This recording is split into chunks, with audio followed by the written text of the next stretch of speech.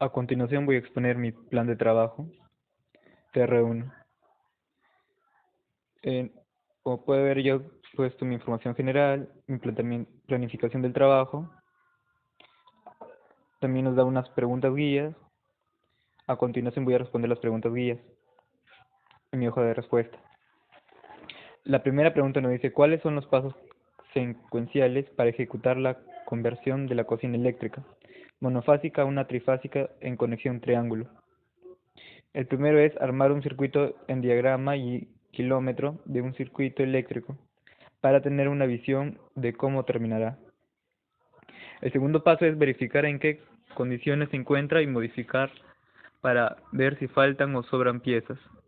Mi tercer paso es empezar el trabajo de conversión de la cocina eléctrica.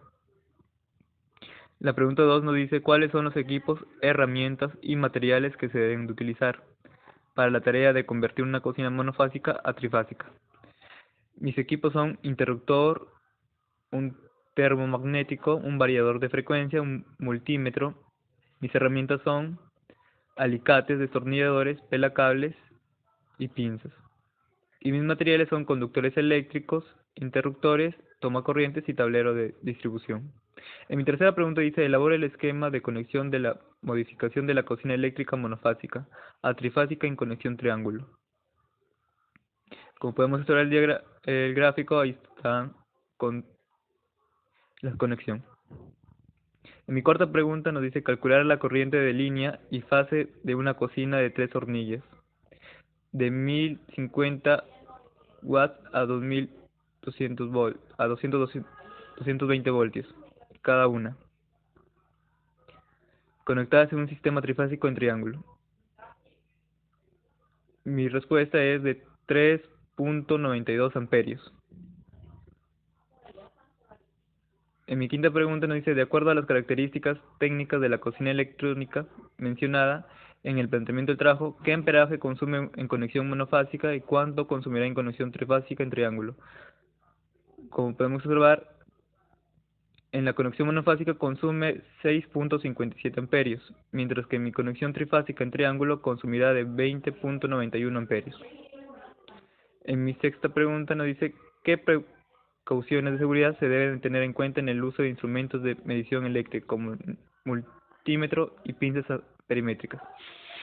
El multímetro. No se debe guardar el multímetro si está encendido. La batería durará menos y probablemente se sulfate. Para mayor seguridad personal se debe utilizar en todo momento botes aislantes y tener la plena seguridad de que no se trabajará con media o alta tensión. Voltajes a 500 voltios. Mi pinza aritmética: verificar continuidad de la sonda de prueba y reemplazar las sondas de prueba antes de usar el instrumento. Mantener los dedos detrás de la barrera. Tener especial cuidado cerca de voltajes. Al usar las sondas, tener cuidado de mantener los dedos detrás de los protectores correspondientes. Solo personal de servicio calificado puede dar mantenimiento. Conectar la sonda de prueba del común antes de conectar la sonda de prueba energizada. Para evitar lecturas falsas que desemboquen en una descarga eléctrica y lesiones, reemplazar las pilas tan pronto como el indicador de batería baja se encienda. Emplear únicamente los repuestos especificados al reparar el instrumento. Desconectar la energía del circuito y descargar todos los capacitadores de alta tensión. Al utilizar una sonda corriente flexible es necesario tener un gran cuidado al colocarla y retirarla. Tener la mayor preocupación al trabajar cerca de conductores sin aislamiento o barreras colectoras. Seguir los códigos de seguridad locales y nacionales. En áreas con conductores energizados expuestos es reglamentario utilizar equipo de protección individual.